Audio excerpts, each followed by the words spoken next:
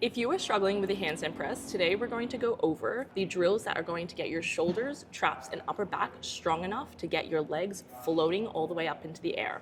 The first drill we're going to go over are the press walks. Now there are different variations for this, so we're going to show you from level 1 and then kind of increase the progressions as you go. So with our first progression here, we're going to do some hip lifts. So Caroline's going to start on the floor. As she lifts her hips up, she's going to think about keeping the knees as close to her upper body as possible. And she's also going to engage the core to keep the upper body as close to the quads as possible. And then she's going to come back down in the same way. She's keeping that activation on. And then on top of that, we're thinking about the shoulders. So Caroline's going to go up again. Same core activation, same hip flexor activation, and then on top of that, she is squeezing the shoulders all the way up to the ears, so we're getting this max elevation. Nice and slow, she's going to do these reps. Now we're going to take this up a notch and we're going to do some toe to wrist taps. So this one is done in a piked position. And we want to take that same positioning of getting the shoulders up to the ears. We're going to push the floor away from us. From here, Caroline is going to lift one foot off the floor, touch the toes to the wrist, hence the name of the drill, and then switch to the other side. What we don't want to see here is shifting the shoulders forward too much because that's going to eliminate the compression. And we also don't want to see the feet dropping before they get to the wrist joint. So try to keep pushing. And even if you're at a point where you're not able to get the toes all the way to the wrist, that's okay. It's still a more quality rep than letting the feet drop down to the floor. All right, now we're going to make this a little bit harder by now introducing the press walk forward.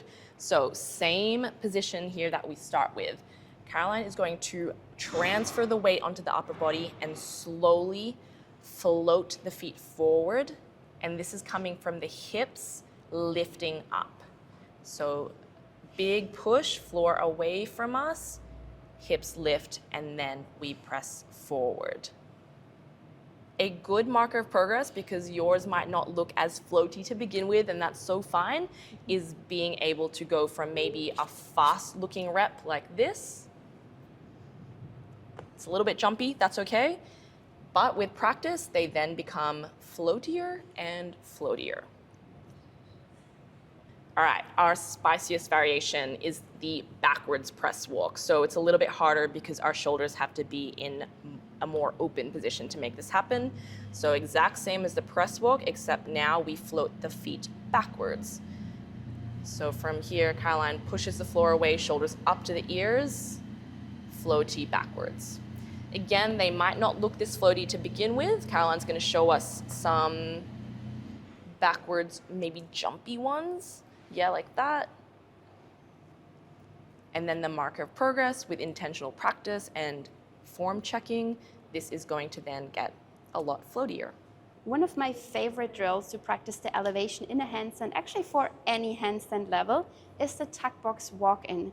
So Dani's gonna place both her knees on a box. You can also always use a table or something similar. And then she's gonna walk into the box as close as she can. So ideally, she might be able to touch her wrists almost to the box, but it's okay to stay a few centimeters away just to make sure you get an actual good activation of your chest and traps. So from here on, she wants to focus on pushing out all the way from her shoulders, like pushing the floor away as hard as she can, while also keeping some nice engagement in the rib cage and the core. And here there's a very important difference you want to make. You can either push from your chest or you can tuck your head in and push more from your neck. Both is okay, but this one doesn't translate as good into the press handstand as the one is pushing from your chest. So Dani's gonna pull her head back out again and try to push more from the front side, wrapping the shoulder blades around the rib cage. This is the perfect translation into the press handstand later, as you have to start pushing from your chest.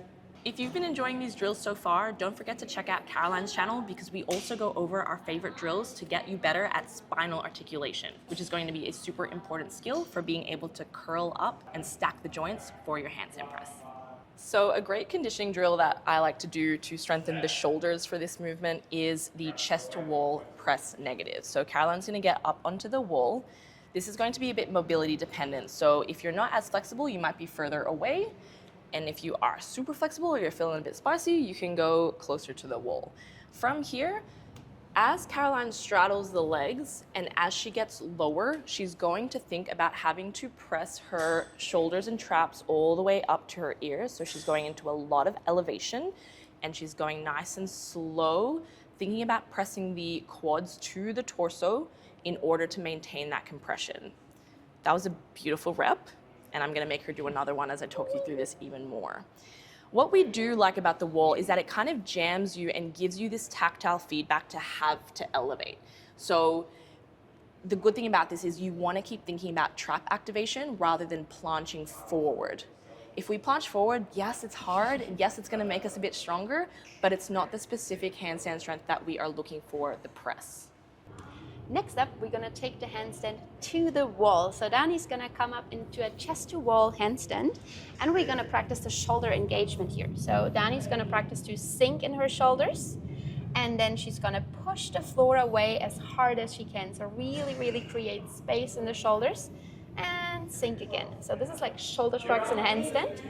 In the straight handstand, it's a little bit easier than in the tuck handstand. So if this is already super simple for you, you can move your hands away a little bit, then lower your knees into a tuck position and make sure you keep the shoulders elevated as much as you can. So make sure you don't pull the knees too low too quickly, because you will notice your shoulders want to collapse forward and down. So instead, move them down slowly so you really feel what's happening in your shoulders and you can maintain a full elevation. Stay in this position for 10 to 20 seconds. In the beginning, it's going to be super hard. You feel like you're dying. So Dani, you can come back down.